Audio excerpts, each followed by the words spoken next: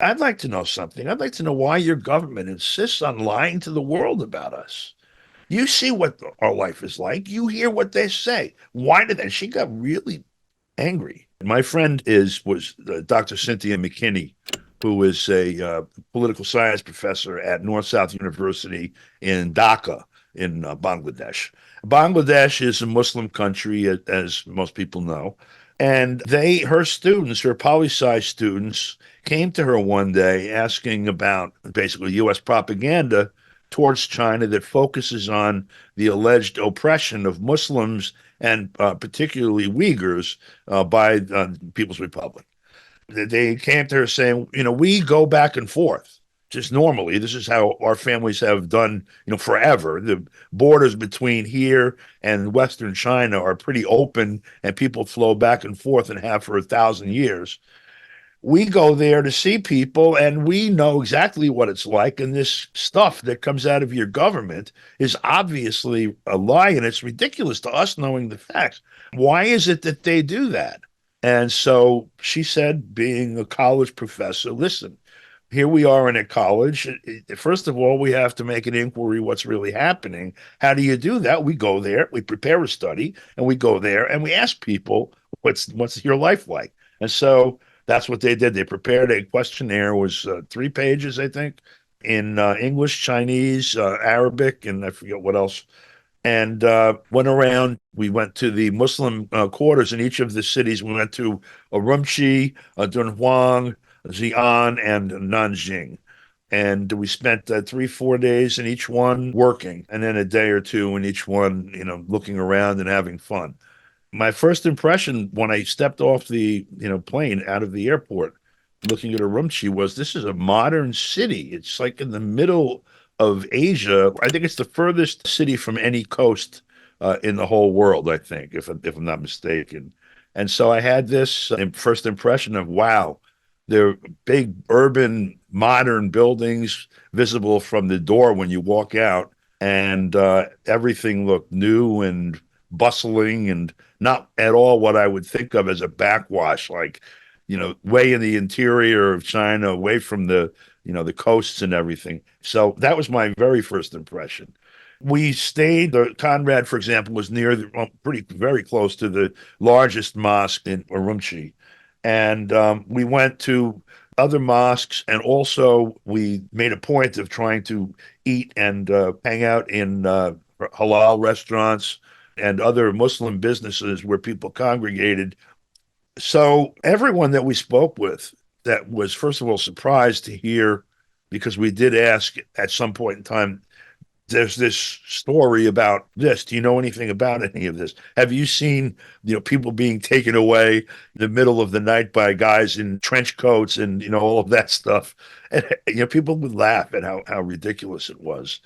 Like, how would you describe your life? Would you say your life here? Would you say it's excellent, good, or very good, good, not so good, whatever, 5 or 6 gradients? And what are your experiences with the government, both the local government, dealing with the city? Do you have any problems, with your day-to-day life or business or whatever?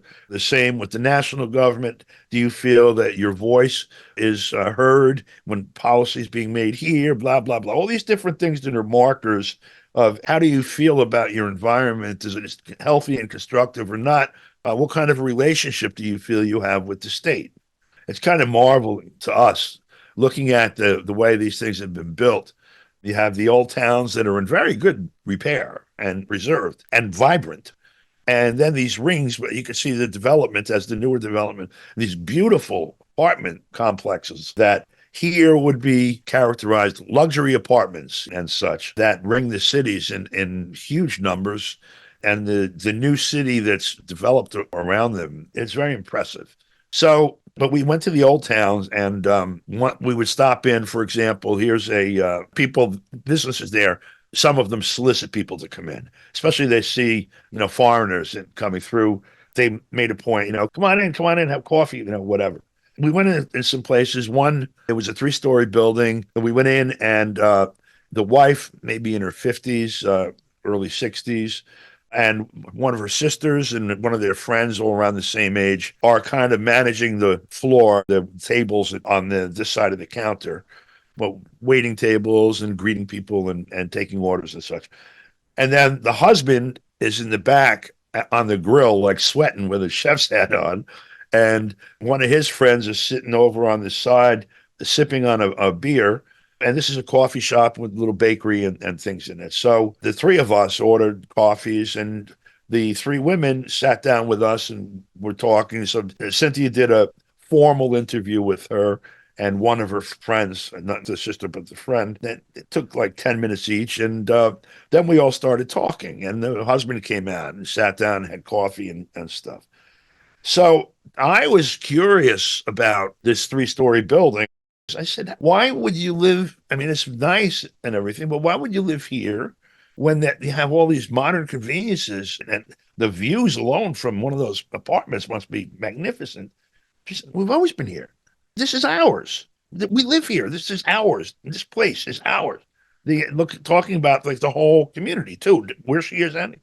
I had no idea that people in China, with the socialist and the whole history of it since 1949, had this sense of like proprietorship, not formal, but essential proprietorship, that I own the things in my life. And that impressed me a lot.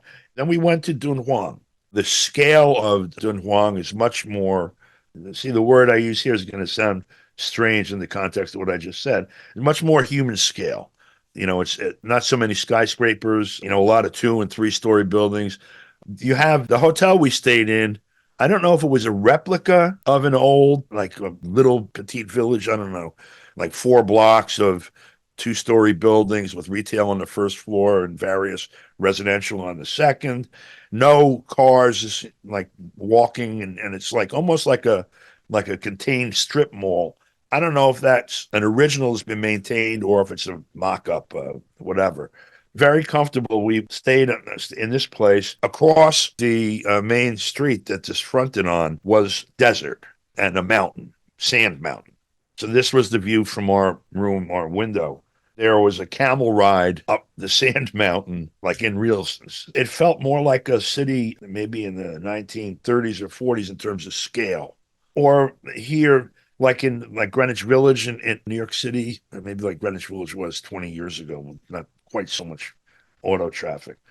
And it was walkable, but busy. We went to the marketplace there also. In fact, I sang karaoke there. Now, again, you have 4 or 5 blocks of, the streets are closed, there's tables lined with restaurants and shops on both sides. Well, we went to what's it called, seminary, or a place where people study to be imams. We went there and interviewed people who were students studying, and they were most definitely from, they were Uyghur. And also, there were a lot of people that were Kazakh that we met. And also in Urumqi, that was true.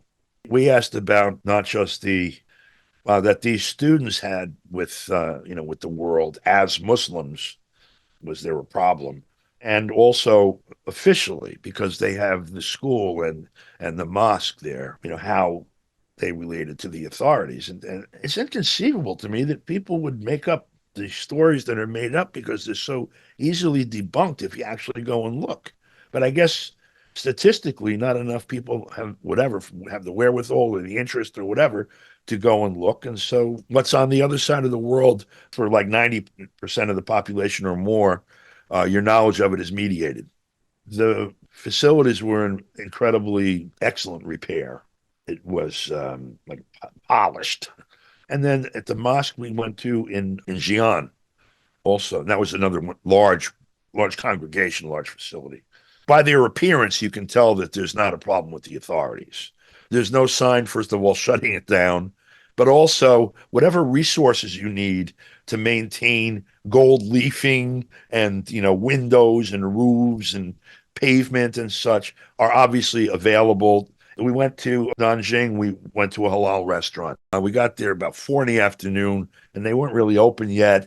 And we said that we wanted to talk to some people, maybe some of his customers, maybe some of the staff, whatever, and have this. No problem. Get to sit and read. So we did that. And when we got to that business, There were, I think, either 4 or 5 people seated. This was a real conversation and not just a questionnaire. We got to ask some details about, are you enjoying your life here?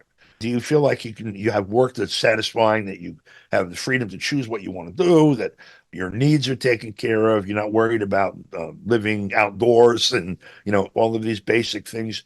And do you feel oppressed? Do you feel that the government is breathing down your neck, et cetera, et cetera? We got through all of that. And it was a very pleasant conversation. And the answer to all of it was, of course, we're happy here. That's why we're here. I'm having a good, I have a good life. My children have a good life, and maybe they'll have a better life than mine. But mine, if they have a life like mine, that'll be fine too.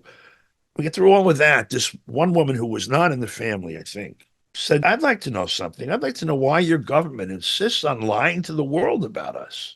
You see what our life is like. You hear what they say. Why did that? She got really angry, like very emotional. And it was hard for me, it felt like it, and I know it wasn't, but it almost felt like she was angry with us personally. I think it's because we were there. But she took it very personally. And I mean, obviously you would, right? My impression at the end of all of this, I was more convinced. I had surmised, having studied and participated in U.S. History and engagement in the world. I'm 70 years old now. So, and I've been interested in this stuff since I was in school, 5, 6 years old. So 60 years anyway of having some understanding what's going on. Assumed, particularly given the almost cartoon-like presentation they make, that what was being said about China's treatment of Uyghurs and Muslims was not true. I assumed it also, knowing the history of China and knowing world history and human behavior, there would be absolutely no purpose whatsoever for China to do these things to people in China, because it's never in anyone's interest to do that. China is obviously doing something right. They're very successfully going from where they were 50 years ago to basically being like the design of the future for our species, perhaps. I was doing this calculus in my head, walking into breakfast one morning in Xi'an, that right now there's 1.5 billion people eating breakfast, and they're going to have lunch and dinner too. That's 4.5 billion meals that have to be prepared every day. And I know everyone here eats. So that alone gave me like a respect for the scale of the operation of the economy in China. So I was suspicious anyway, because I don't buy cartoons very easily. But when I got there and saw the life there would be the envy of most people in the United States if they were looking at it with their eyes opened. That without the haze of propaganda that would, looking at this, looking at a city full of people, what people are up to today, how it works, who gets what at the end of the day, most people in this country would be very envious of people in China, in the cities that I visited. I think that's the most concise summary of what I saw that I can come up with. I know I'm one of them.